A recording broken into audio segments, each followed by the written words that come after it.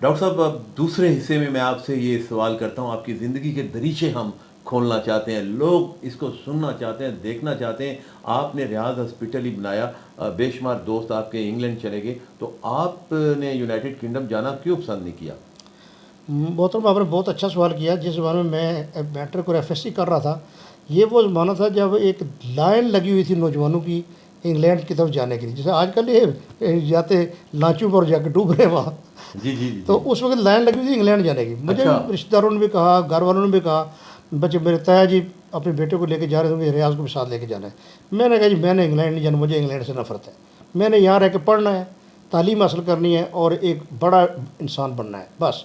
मेरी ज़िद के आगे वो इनकार कर सके। फिर उन्होंने मेरी जगह मेरे छोटे भाई को ले गए। तो अच्छा। मेरे छोटे भाई उसको कंपनी देने के लिए गए, तायाजाद भाई था जो। तो वो दोनों चले गए, वो 8वीं जमात ही पढ़ के वो चले गए थे। ठीक लेकिन है। मैं यहाँ ही रहा, मैं बाहर नहीं गया। इसमें कोई शक नहीं है कि अगर मेरी किस्मत में इंग्लैंड नहीं था, सच्ची बात है, और मैं जाना भी नहीं चाहता था, तो मुझे दाखिला मेरी किंग एडवर्ड मेडिकल कॉलेज में, मैं एक प्रोफेशनल लाइफ का आगाज़ हो गया। तो ये मतलब जो देहाती ज़िंदगी है ना, ये तो बिल्कुल आप यकीन करें, मैं एक देहाती लड़का था कि उसकी सैकड़ों मसाले हैं मेरे पास, लेकिन फिर सीरीज़ लंबी हो जाएगी। देहात की जो ज़िंदगी है, मैं देहात में रहकर जो कुछ बच्चे करते हैं हम सब कुछ करते आए हैं।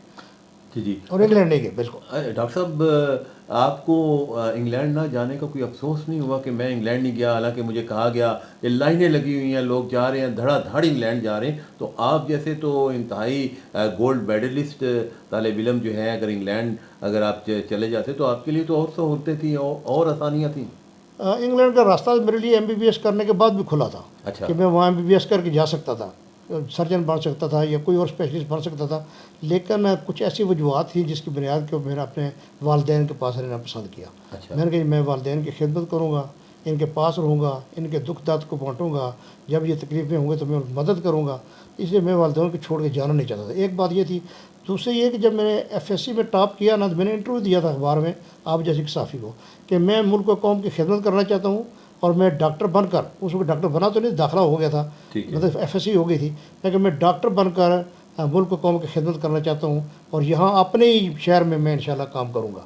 ये जज़्बा कहाँ से आया कि मैं कौम मुल्क की खिदमत करूँगा? ये किसने डाला आपके ज़हन में? बहुत से और भी काम आप कर सकते थे। असल में मैंने अब्बा जी के लाइब्रेरी में बहुत सी कुतुब थी, तो मैंने एफएससी करते हुए वो सारी कुतुब पढ़ भी ली और मैंने कुरान की तफसीर भी पढ़ ली, इस्लामी किताबें भी पढ़ ली।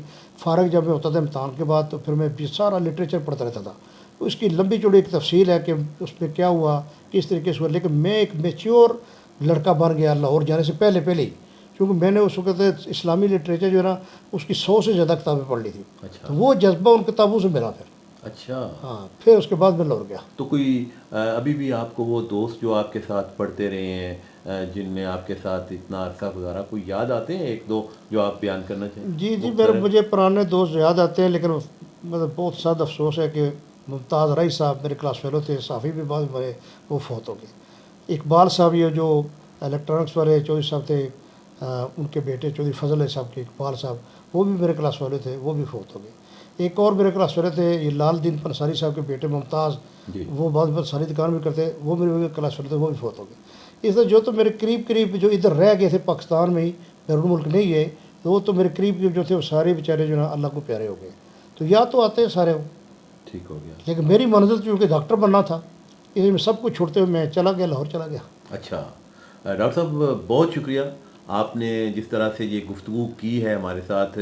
और मैं आपके सामने नाज़रीन, डॉक्टर साहब से मैंने बहुत सी बातें करनी है, क्योंकि अभी आपने सुना कि इनने किताबें बेशुमार, लिटरेचर बेशुमार पढ़ा हुआ है इनने, लेकिन क्योंकि ये एक सीरियल है जिसको हमने आगे चलाना है, और जो जो हम आगे चलते जाएंगे ये सीरियल जो है उतनी ही दिलचस्प होती जाएगी हम सब के लिए। और डॉक्टर साहब की ज़िंदगी के जो दरीचे हैं, जो अंदर की हकीकतें हैं, वो खुलती जाएंगी, और हम जो है डॉक्टर साहब से गुफ्तगू करते रहेंगे। फ़िलहाल के लिए हम यहीं पर जो है आपसे दूसरी एपिसोड से इजाज़त चाहते हैं। तीसरी एपिसोड के साथ हाज़िर होंगे और उसमें कुछ और खूबसूरत गुफ्तगू होगी डॉक्टर साहब के साथ। फ़िलहाल के लिए इतना ही। डॉक्टर साहब, आपका बहुत शुक्रिया।